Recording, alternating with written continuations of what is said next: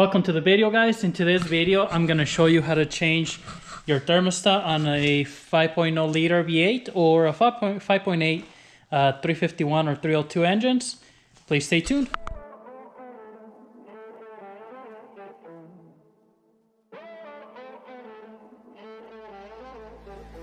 Music bed.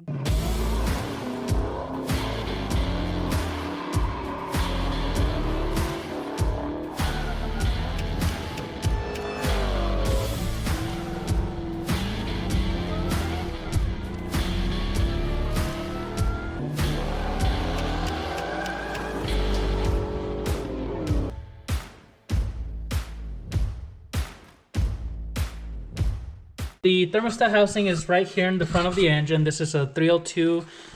This is my 67 Mustang, but thermostat housing is going to be the same pretty much from early 65 to like 1995. Mustangs or even pickups have the same 302 or 351 Windsor engines on them. Thermostat's going to be pretty much the same, except obviously the newer Mustangs have the different type of intake, and you might not have like the supercharger here on the way, but basically same thing if you need to change that out. Or in my case, the gasket here around the thermostat, it might be hard to see, but it's kind of seeping coolant here around it, and I can tell also like it would have a puddle of coolant right here on this little valley, so it's gonna it started dripping a little bit. So I'm just gonna go ahead and remove it. I'm only gonna change the gasket, but if your thermostat is out or you want to change your thermostat, then you follow the same procedure here. Let's get started.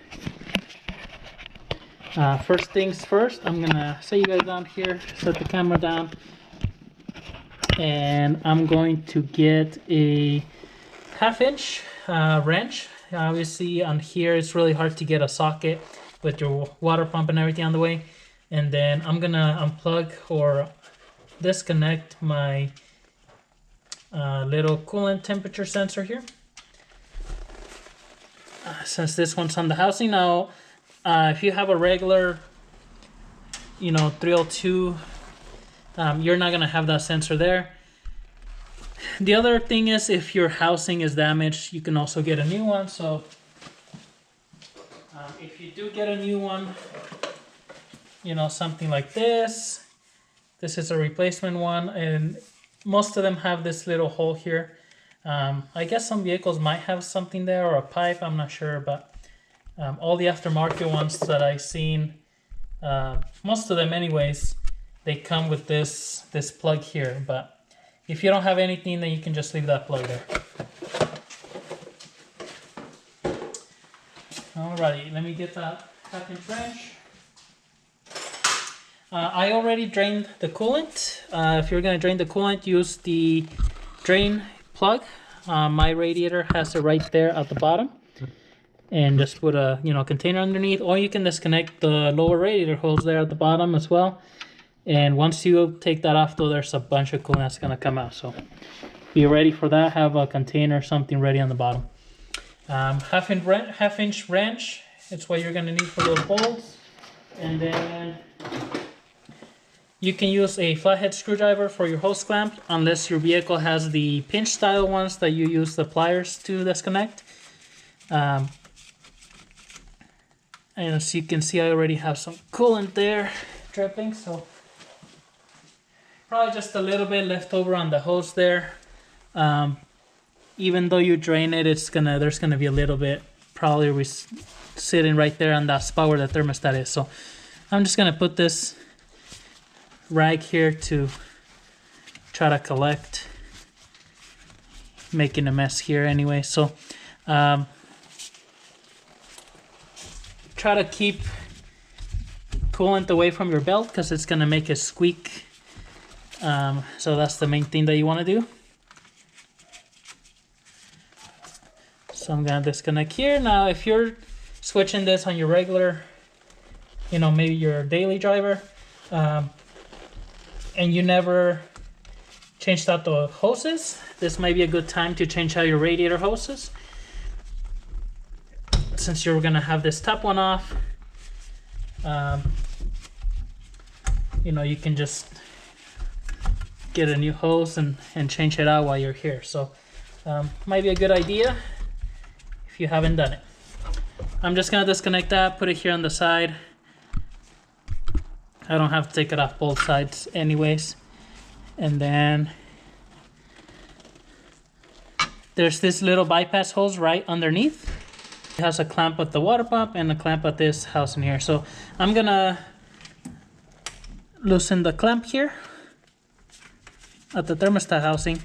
And for this one, I'm going to try to just disconnect it from the thermostat housing. Now, if it's just because it has that really tight bend there, it might just be easier to take it all the way off from both sides. So we'll see. That Fox body that Junior had, I mean, I know I changed the thermostat gasket, or you know, the actual thermostat on it a couple times. So I guess that was the last one as far as one of these 302s. Now, if you haven't changed, you know, if you're doing this on a car that has all the factory hoses and everything, the hose might be pretty stuck in there, so it might be hard. I mean, even this one that I put under not too long ago, and I put some grease on the end, you know, it's a little hard to pull off, but I pulled it off of there. You can see here, and what I'm gonna do, I'm gonna get this other screwdriver, put it inside of the hose, and just kind of get it stuck over here so it's bent out. That way when I'm taking this off, it doesn't catch. So I drained some coolant. I'm hoping I drained above, you know, the intake level here. I did take out about a gallon, and it wasn't all the way full because I had just put some coolant in here. But if you don't, then when you take these bolts off, then you're gonna have quite a bit of a mess there. And so we'll see what happens here. But get your 1/2-inch wrench. And now this top bolt, you might be able to get your socket on it, especially not having this here. There's a little bit more room. This bottom one, for sure, you're not going to be able to get a socket in there. So this one, like I said, since I just did it, the bolts are pretty easy to, you know, now that they're loose, I can pretty much use my hands to take them out. Now, if yours is an older car, this might be pretty kind of stuck in there where they're gonna be tight all the way out. So you just have to, you know, pretty much just use your wrench. Like this top one's a little bit tight. I couldn't get it with my fingers. But sometimes like corrosion builds up in there and you're not able to take it out. Just with your fingers, you have to use a wrench the whole way. So I'm just moving those spark plug wires out of the way there as well. Getting this top bolt all the way loose. I believe the thread on this is 5/16 18. So if you need to get a new bolt or anything like that, but take the old bolt with you to the hardware store and make sure it's the right, you know, right thread. So since there's a little bit of silicone, you know, I have to kind of push on this. And as you can see, well, besides from a little bit of coolant here on my bumper, but there was really only a little bit of coolant that was sitting right here on the thermostat housing, just because there's no way for the coolant to go through the thermostat. So half the gasket is on the housing here, the other half is over there. So, and I am getting this all over the belts here, which, like I told you guys, try not to, because they're gonna squeak. So if my belts start squeaking later on, that's gonna be why. All right.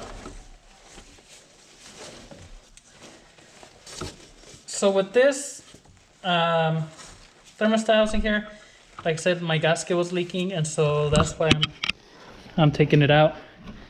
And I should have known better. Usually when I do these, I purchase the little bit more expensive Velcro gasket, just because these ones that are black, they're almost like paper, and man, I never had good luck with these type of gaskets. Most of the time they just start leaking, so I should have known better and just gotten the better one, but well, here we are. So once you take that off, you want to clean off the material on both sides. Pretty much you want to get like a razor blade and just be careful, keep it as flat as you can. Take this old gasket material off.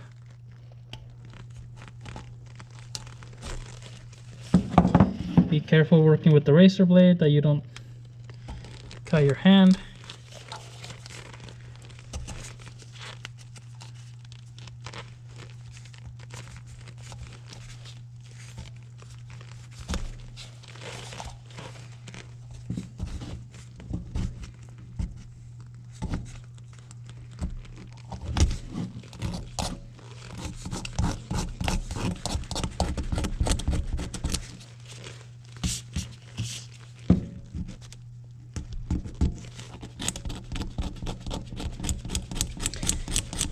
And most of the time you can just drag your razor blade across, you know, kind of scrape it this way. Just be careful not to get like the corner dug into the aluminum housing, because aluminum's pretty soft, so you can definitely scratch it. So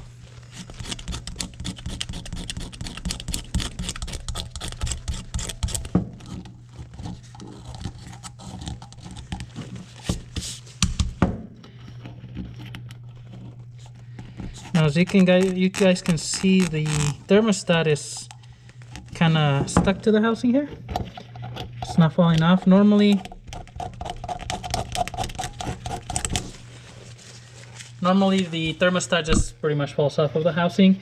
What I like to do is, before, like if this was new, I put a little bit of silicone here on the housing, and then I put the thermostat in there, and that holds the thermostat in there. Because a lot of times if you don't do that and you try to sandwich your gasket and your thermostat and put it in the engine, since it's sideways, if it falls out a little bit and you pinch the thermostat here on the bottom, you tighten up the bolts and then you crack the housing. I've seen that happen a lot of times, where you don't realize the thermostat fell down, and then you're tightening it, and before you know it, it just cracks the housing because the thermostat is kind of sandwiched in between there. So I like to glue it, and that way, let it kind of dry a little bit, and then I put the little bit of silicone around where the gasket goes, and then put it back in, so that way that thermostat does not move. So really doesn't require much to get it all clean. What I'm gonna do now is get my brake cleaner here. Old shirts, old rags, they work really well to have around the garage. So if you have a shirt that it's you got it stained or something, don't throw it away. Just put it in your garage, use it as a rag. Once that is really full of oil or whatever, then throw it away. But alright, so this is all nice and clean. Now let's do the same thing on the car. Okay, so I'm gonna go ahead and get this stuff out of here, throw it away, and then we're gonna clean out this other section here on the vehicle.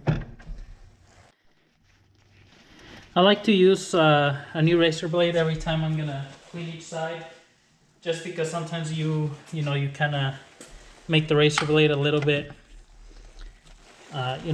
you damage kind of like the edge, if you would, and so I don't want it to scratch the aluminum in here. So I just grabbed a new one and gonna use that on this side. You can buy, I think it's like 100 pack razor blade. little box. If you go to like O'Reilly's or AutoZone should have them too, because they sell them to the commercial people. But you can just buy them. I think they're like $28 for a whole pack. But I mean, you get 100 of these. Not too bad, you know. Especially if you're working on cars or really anything you're doing around cars, you always need like a razor blade to do something, clean gaskets or you can also go to Home Depot, they sell them there. At Home Depot you can also buy the ones that go on your utility knives. The nice thing about those is you can use on your utility knife, and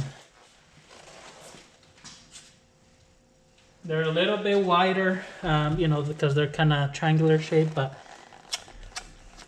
basically the same thing. It's just a razor blade. The only difference with those is you can use them on your knife. So if you do things like around the house or whatever, you have, you know, those blades for your knife. But I think those are a little bit more expensive because usually you get like a 50 pack maybe, and they're probably around $20. I mean, they used to be less, but I guess if you go to the auto parts store, they used to be like $20. I haven't bought one in a couple years, one of those packs, so I don't know what they're now. Maybe they're like $40. I don't know. Everything is really expensive nowadays, so I can't say. So all right, so and as you can see, my coolant level was lower because I didn't have a bunch of coolant coming out of here.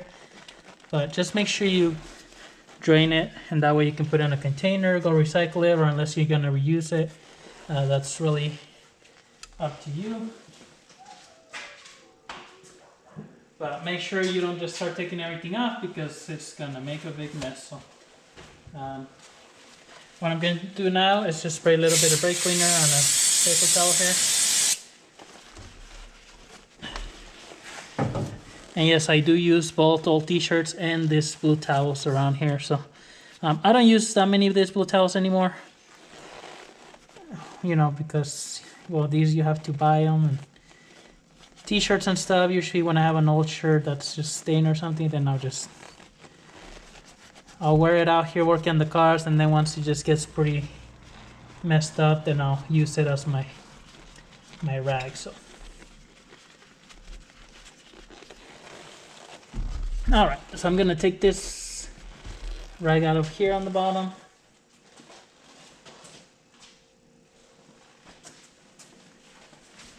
and just clean around here. I mean, there's really not much going on down here, but I'm gonna go ahead and go get my gasket, and then we'll put it all back together. Okay, so this is the gasket I actually had. Another one of those cheapy paper ones. They even had like the sticky side on one side, but I never had good luck with these. So I had this gasket material from Felpro. I just went ahead and traced it and cut my own. I'm gonna use this one. So at least if it leaks, you know what? I made it myself. I won't be that mad. Where the other one, if it leaks, I'm gonna be upset because I mean, I already paid for that one. But so I'm gonna get some RTV silicone here. If I find some that is good, I think this one is good. Okay, so I'm gonna put some silicone just around the edge to seal the water. So just around, and then around this little hole here.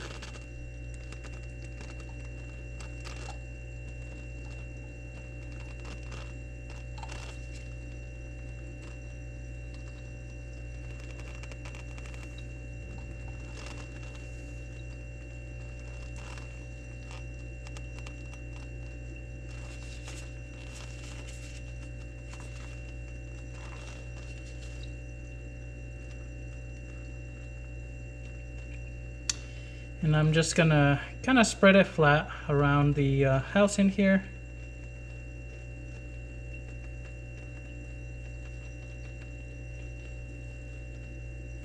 And I'm gonna try not to put so much where it's gonna squirt out everywhere, but just enough to have a even layer all the way around. So, and then I'm gonna place my gasket in there.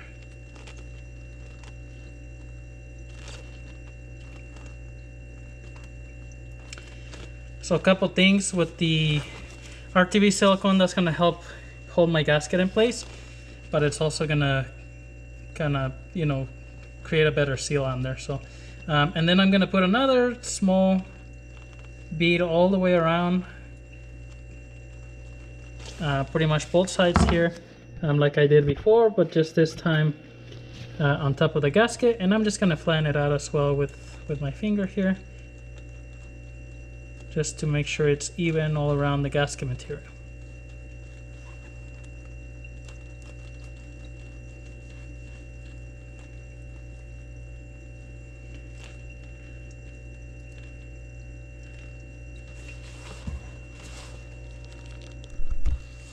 So it's just gonna be, you know, kind of an even layer, not too thick. Your bolts, these are clean, but if your bolts are, you know, full of like gunk, make sure you clean them out. And then we can go and install this back.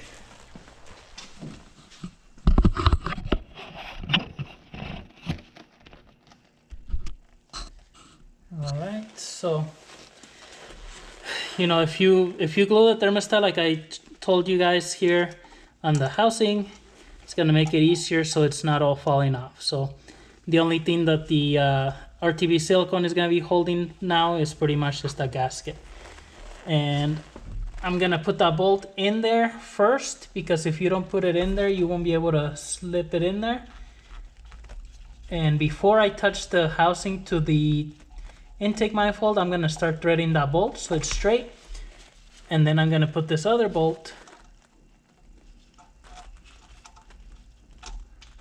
and then I'm gonna start threading that before I touch the whole housing to the intake.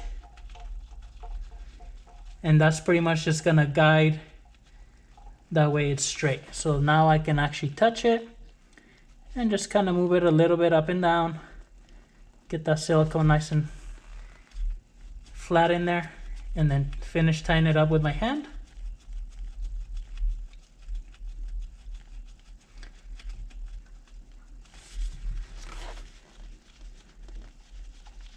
And I'll do them with my hand on both sides, that way, you know, it's not binding on the other side. So now they're both with my hand there. Now before you go and crank them down all the way, since we put a little bit of RTV, I'm just gonna tighten them up lightly on both sides here.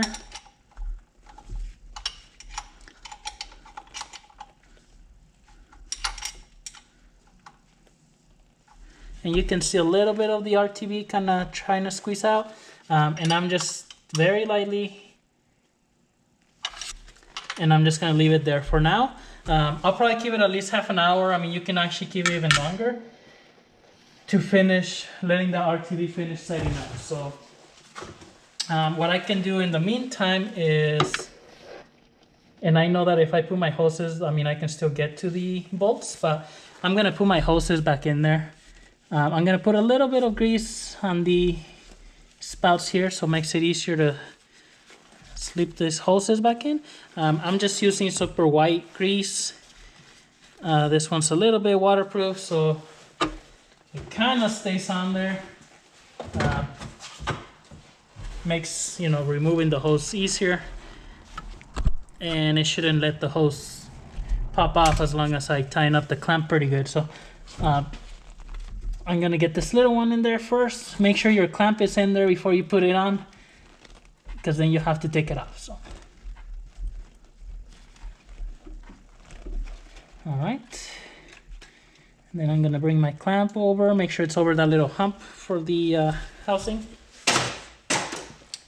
And I'm gonna use the hose clamp screwdriver here. And normally I like to position the clamps where it's easy to get to them. Even if you don't have other things around yet, kind of think ahead of time.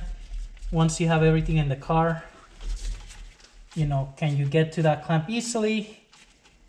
That way, if you ever have to remove it whenever like something breaks down, you're not having to remove other things because you can't get to that hose clamp. So, all right, tying that up there. I'm gonna take this out of there.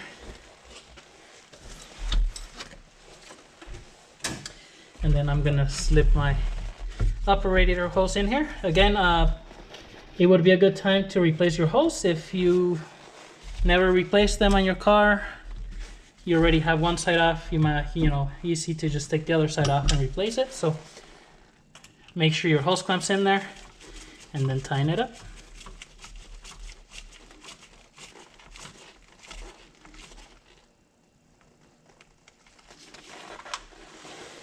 And there you have it. I would put this sensor connector back on there. Fill your coolant. Make sure you fill it all the way. Start your engine, let it warm up. Don't just take off because you want to get all the air out of there. Let it warm up, let the thermostat open, let it cool down, and then you can check your coolant level. Make sure that you don't need to put any more in there. So I'm gonna throw some brake cleaner in there so I clean that pulley that I got the coolant on. But that's it. Pretty simple to replace your thermostat. Like I said, at this point you fill the coolant. Now what I'm gonna do in the next video, guys, is I'm gonna actually remove this sensor from here and relocate it to where it's supposed to be on the intake. So check out next video for that. That's what I'm not filling the coolant right now, but that's gonna be the next video after this one, just that way if you guys ever put an aftermarket intake on the Fox body that Junior had, the Ellerbrock Performer RPM 2, I think it was, did not have the hole on this side here on the driver's side for that sensor, for the factory sensor. And we relocated it here, but we had some problems. So I'll talk a little bit more about it on the next video. For the meantime, thanks for watching this video. If you enjoyed the video, leave it a thumbs up. Any questions, comments, leave them below. We'll see you in the next one.